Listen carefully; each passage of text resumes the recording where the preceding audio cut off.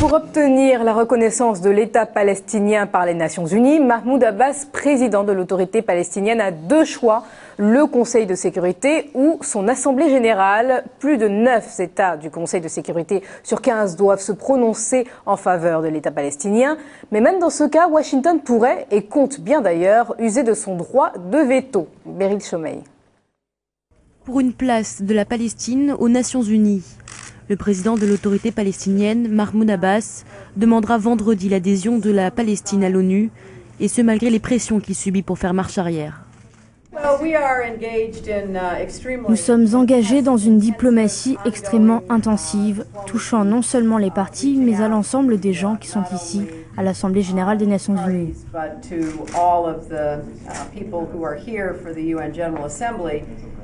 Et nous continuons de croire et faisons pression sur ce point, que seul moyen de trouver une solution, qu'est-ce que nous soutenons et voulons voir arriver, ce sont des négociations.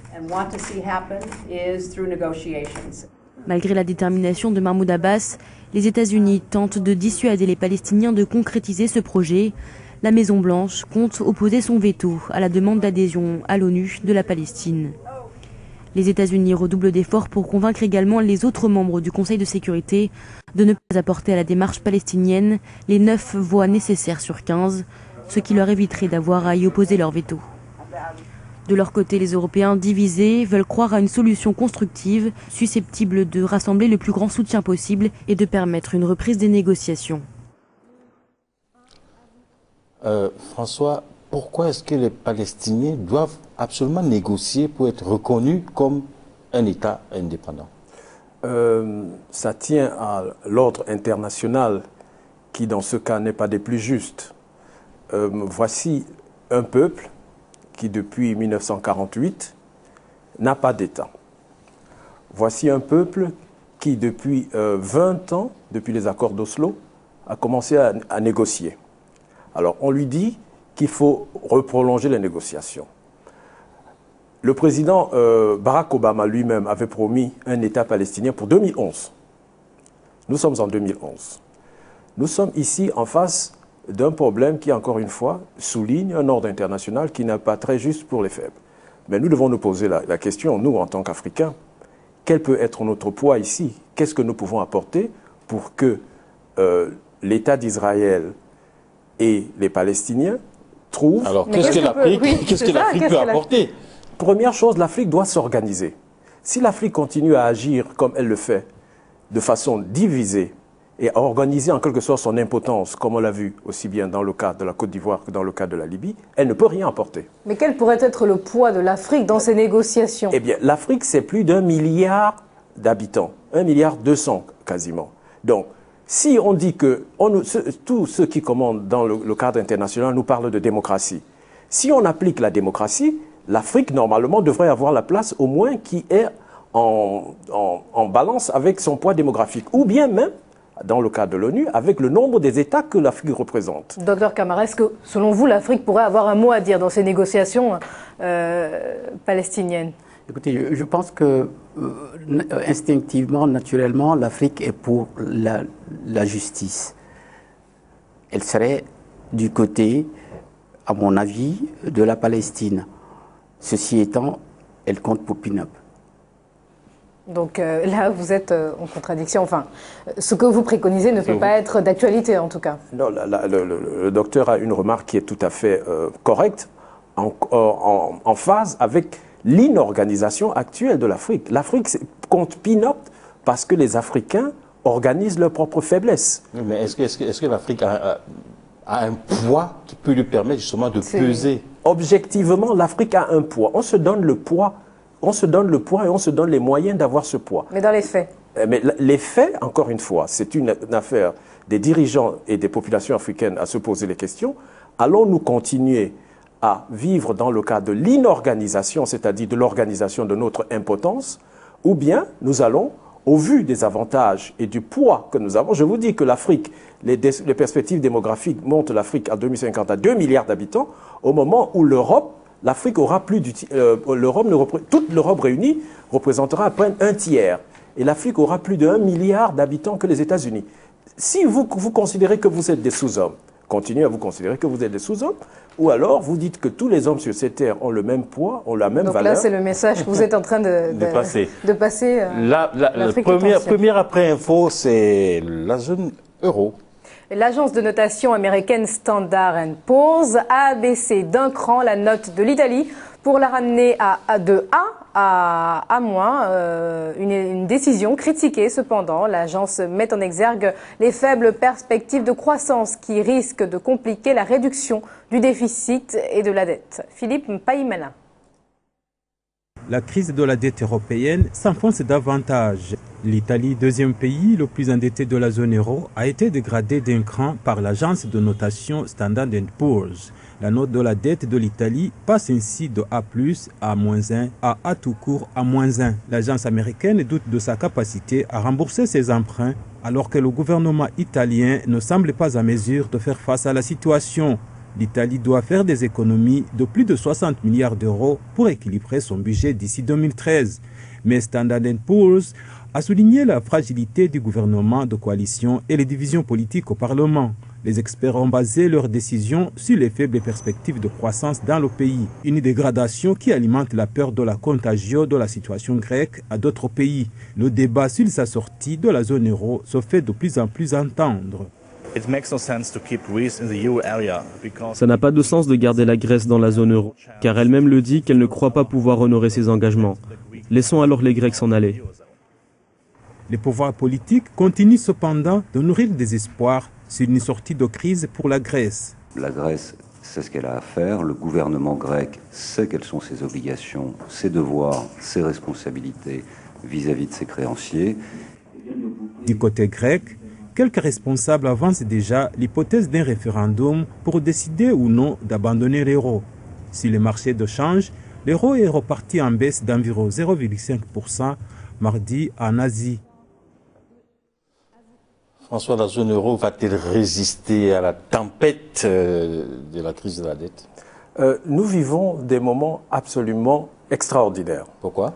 Nous vivons des moments extraordinaires parce que voici des pays qui pendant longtemps ont montré une façade d'économie solide. Voici des pays qui sont depuis 2 ans confrontés à un problème économique avec la Grèce au départ, qui représente environ 3% du PIB de l'Europe et qui n'arrive pas à résoudre. Enfin, modèles économiques, en même temps, l'Italie, depuis 10 ans, elle n'a pas eu de croissance. Non, le problème de l'Italie est en meilleure position, y compris en meilleure position.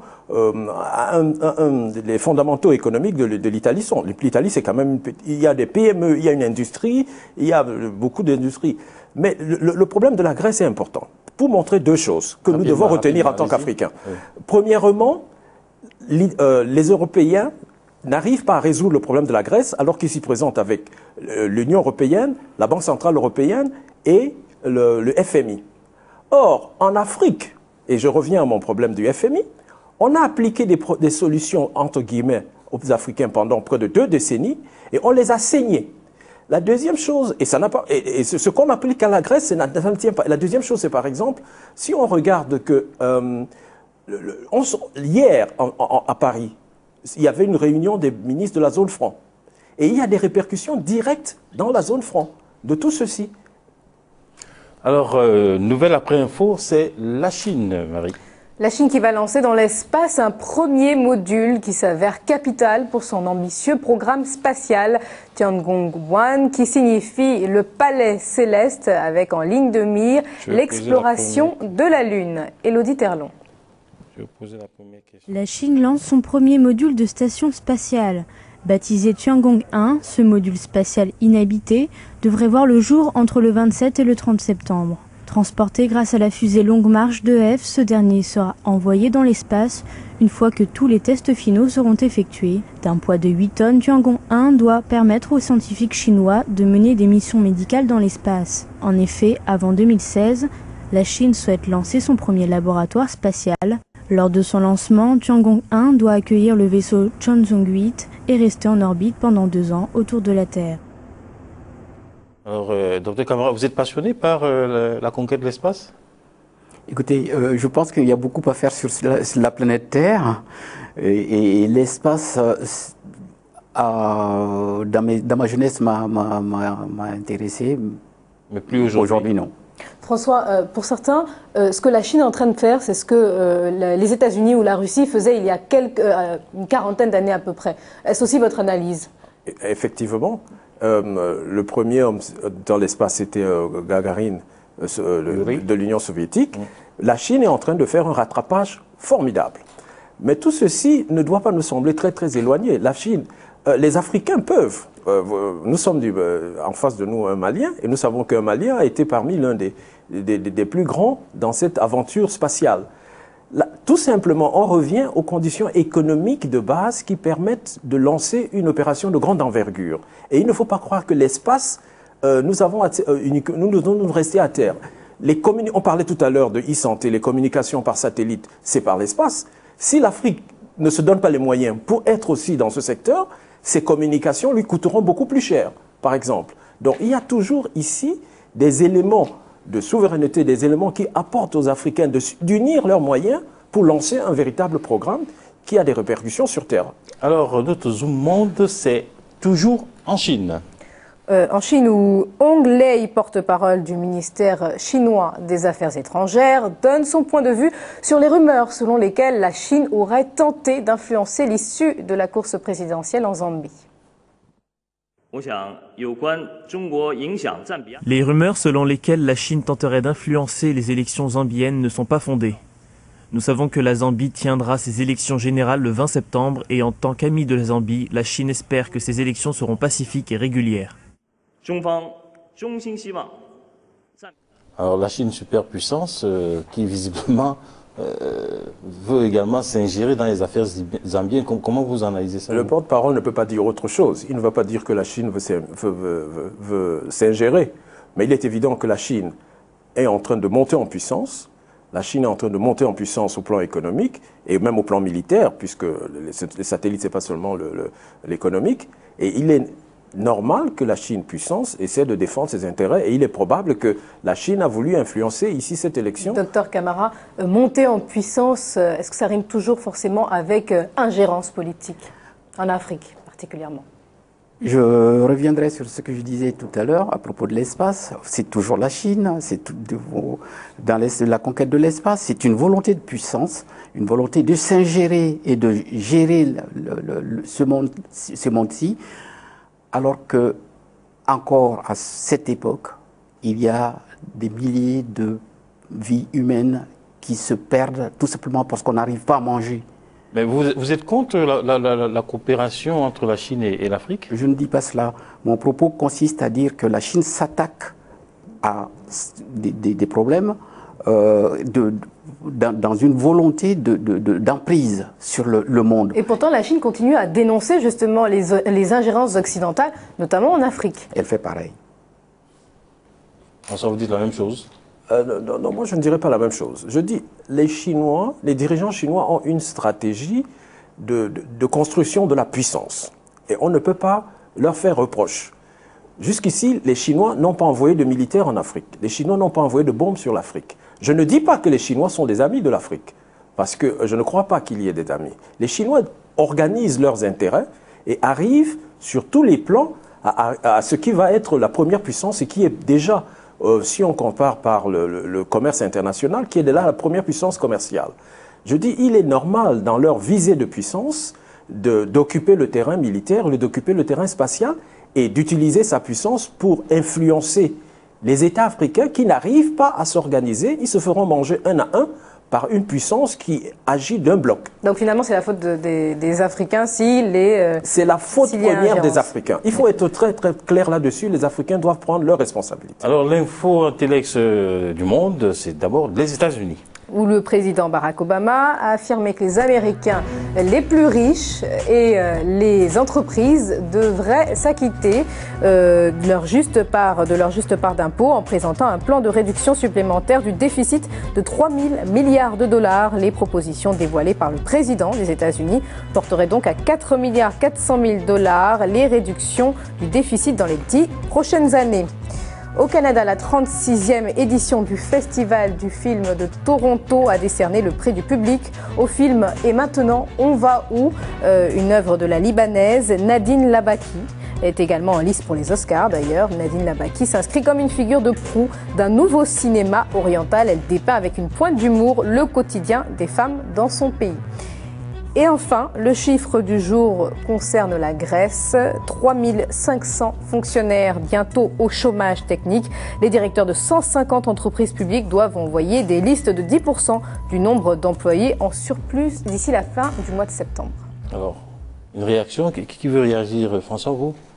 Enfin, sur la réduction dans l'ordre que vous voulez. Oui, sur la réaction, le plan proposé par le président Obama, moi je crois que ça n'a aucune chance de passer, parce que les républicains au Congrès ne vont pas l'accepter.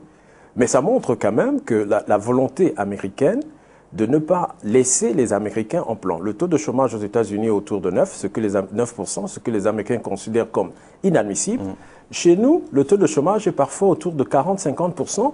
Et encore une fois, on en arrive là. Quand vous dites chez vous, vous parlez de? En Afrique, oui. En général. En Afrique. Et vous voyez que les gens, le gouvernement américain a imprimé des océans de dollars pour essayer de combattre cela. Chez nous, on fait au contraire des politiques restrictives qui font que les gouvernements n'ont pas de moyens et ne font pas une politique en phase avec l'immensité des besoins des populations. C'est vraiment dramatique, les politiques économiques qui sont menées chez nous. Docteur Camara, vous souhaitez réagir sur l'une des brèves précédemment citées? Non, mais ce qu'il dit est exact. C'est effarant de voir combien nos responsables restent impassibles et laissent les événements les dépasser. Il n'y a pas suffisamment d'imagination. Nous sommes à 50 ans.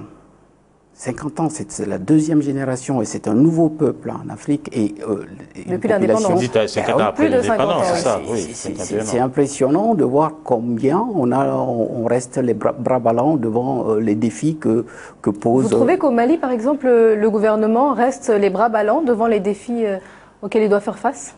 Écoutez, les chiffres ne mentent pas. Regardez le chômage. Les jeunes qui sont dans la rue, qui sont diplômés, qui n'ont pas d'emploi. Vous ne pouvez quand même pas dire ici que rien n'est fait du tout. Je ne dis pas cela. Je dis qu'on n'en fait pas suffisamment. On n'en fait pas suffisamment. En tout cas, nous, on continue le déroulement de l'information. Donc, on va se retrouver après la pause pour parler notamment de l'infosport, du décryptage, du clin d'œil sur un des programmes d'Africa 24, de l'émission de demain et bien sûr de notre chronique. À tout de suite.